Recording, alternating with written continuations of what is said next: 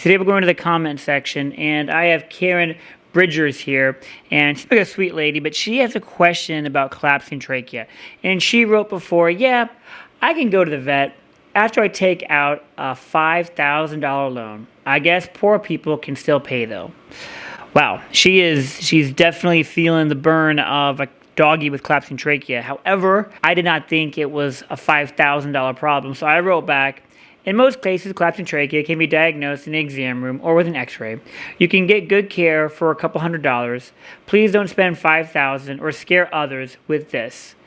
And she responded to me, and she responded back with, Dan the veterinarian, I do not need to scare others. I am an other, and I am already scared. I don't need a diagnosis. I already know that she has this. What I need is a solution to the problem. How much does that run? I'm on a fixed income, and it shouldn't take thousands of dollars to fix something that apparently is a common issue. Thanks, Karen, for writing me. I really appreciate your time, and I'm super sorry to hear that your dog gets collapsing trachea and you're going through this right now.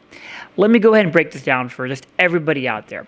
Collapsing trachea, guys, is incredibly common. It's incredibly common. I see collapsing trachea almost on a daily basis. Collapsing trachea is a collapsing of the dog's airways, upper airways, and sometimes the lower airways too. When I say this, I'm talking about the trachea or the windpipe, but not so much that, guys. A lot of times I will see this in the chest cavity as well. I will see the bronchi or the tubes going into the lungs, those cartilage rings compressing too.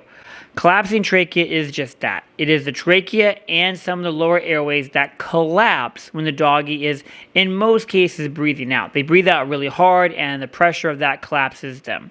Now, I have had very few cases of collapsing trachea being life-threatening. I've had a handful, guys, so go easy on me. I've had a handful of these that became life-threatening.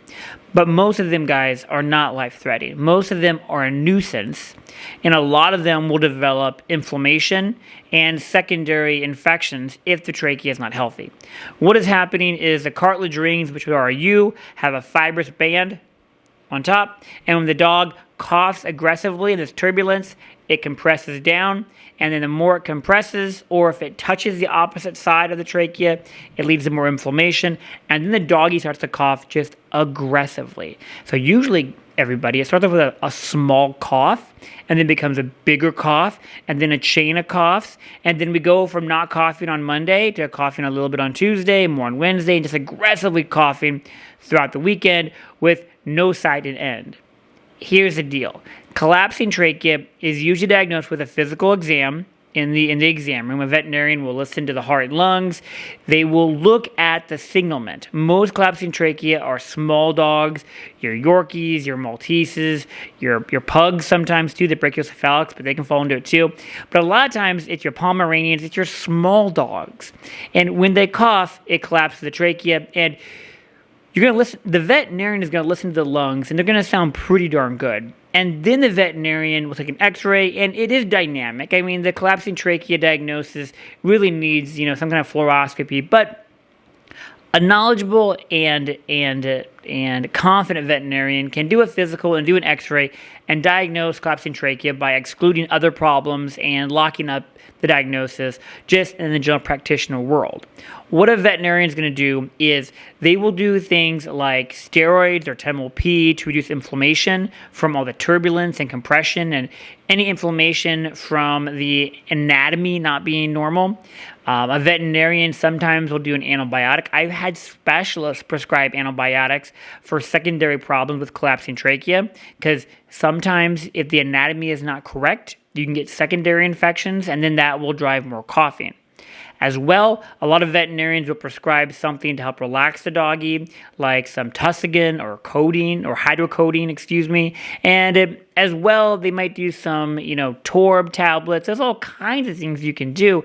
But doing some kind of medicine to help relax and make the doggy breathe more casually is great. Environment changes, holy cow, you need to whatever stresses your doggy out the least is the best option. So turning the lights down, closing windows, making sure the world is just super chill so the doggy's not stressing is the best practice.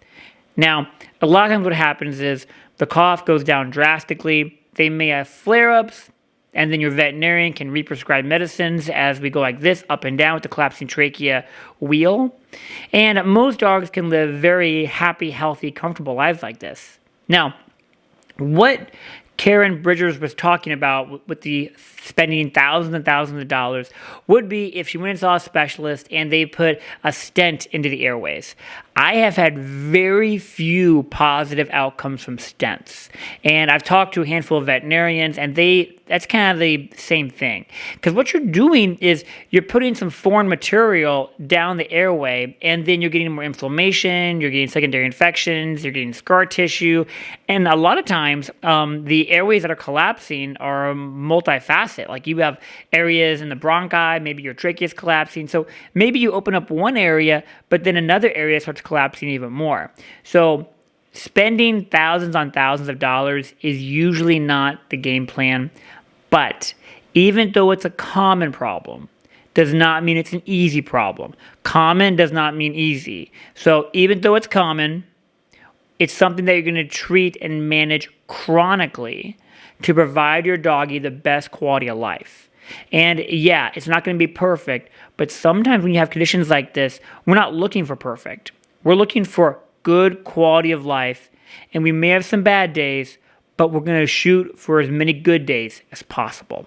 Most of these cases are pretty uncomplicated. They clean up pretty quickly, guys.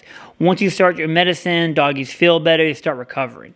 I've had a couple over the years that I have had to euthanize because of just how incredibly bad the trachea was collapsing. And most of these doggies had collapsing trachea for years, they were managed for years, and they progressively got worse as the anatomy got more damaged from the coughing and the gagging and all the turbulent airflow. So that's something that has happened. I can count those on one hand over 15 years of practice. But that does happen in rare cases. But in most cases, chronic management with just tablets and medicine to reduce inflammation, possibly reduce infection if you're worried about that. And then, of course, sedating and relaxing the dog during isolated times to help them to heal so they're not coughing as much. And then changing your environment so it's more peaceful. All right, Karen, thanks so much for writing me. I really appreciate it. All of you else that have collapsing trachea dogs, best wishes and good luck out there. As always, my name is Dan. I'm a veterinarian. Thanks for watching. Bye.